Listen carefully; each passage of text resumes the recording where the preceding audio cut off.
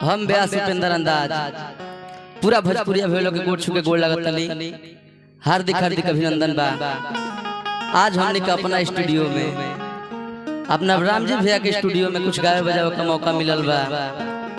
नाल प्रसाद दे रहल बानी हमने के बड़ भैया रवि भैया। बेंजू पर हमने के पूजनी हमने के प्रदुमन बाबा बानी। सबके हार्दिक हार्दिक अभिनंदन बा। हमने के बहुत सुंदर कलाकार बेंजू वादक हमने के मंडू भैया, बहुत सुंदर लोक गीत गायक हमने के पप्पू भैया, कैमरामैन हमने के रामप्रीत भैया, बगल में हमारे बड़ भाई रामप्रीत भैया बनी। कहे का प्रदुमन भैया एगो सामाजिक गीत रही रामजी भैया।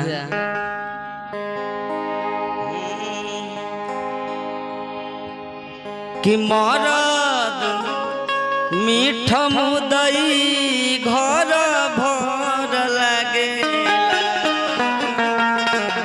कि अब तो ससुई के बोलिया जहर लागेला।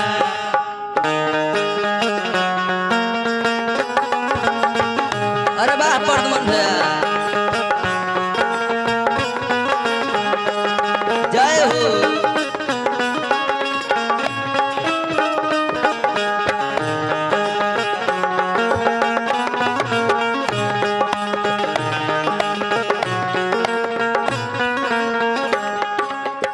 कहे के बा मरद मीठ मुदई घर भर लागेला, मरद मीठ मुदई घर भर लागेला, अब तो ससुई के बोलिया जहर लागेला।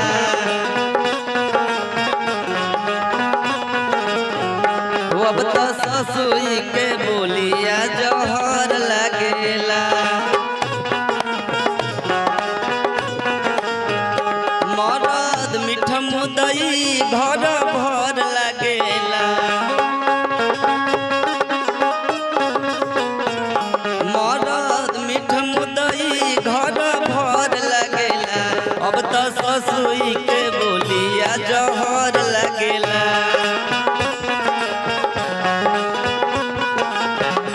अब तो ससुई के बोलिया जहर लागेला।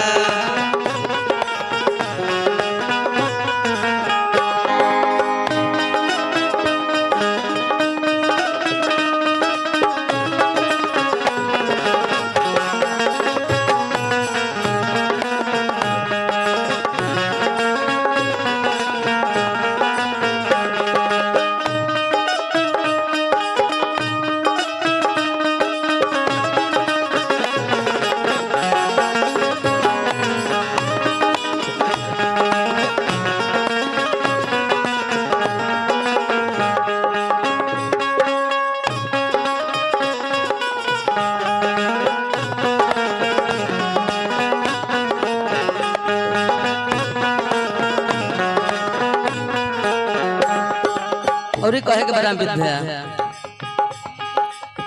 आपन आपन सभे करेला,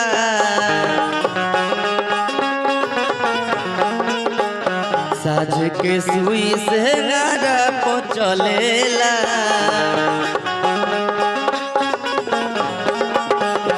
आपन आपन सभे करेला, साझ के सुई से गारा को चलेला।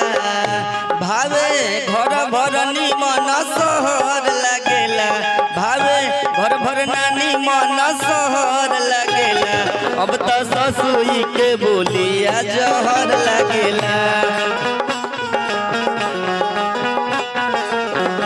अब तो ससुई के बोलिया जहर लागेला।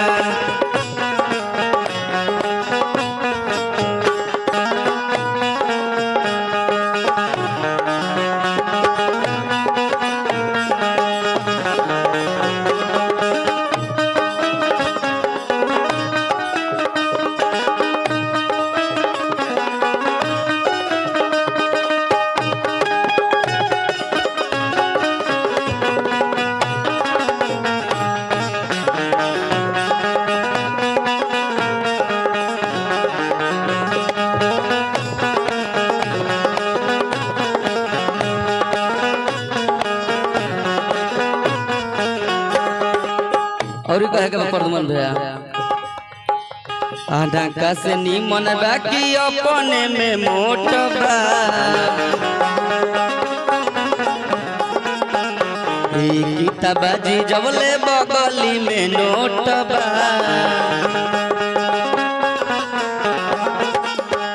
ढंका से निमन बाकी अपने में मोट बा किताबाजी बगी बगली में नोट बा अलगा होते देखी सब फरहर चलेला अलगा होते देखी सब फरहर चलेला कि अब तो ससुई के बोलिया जहर लागेला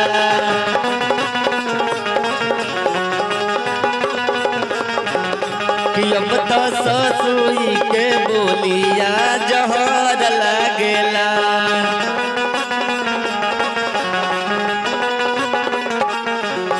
मरद मीठ मुदई घर भर लागेला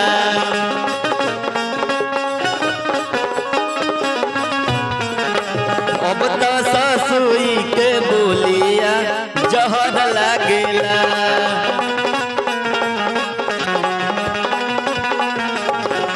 कि अब तो ससुई के बोलिया जहर लागे।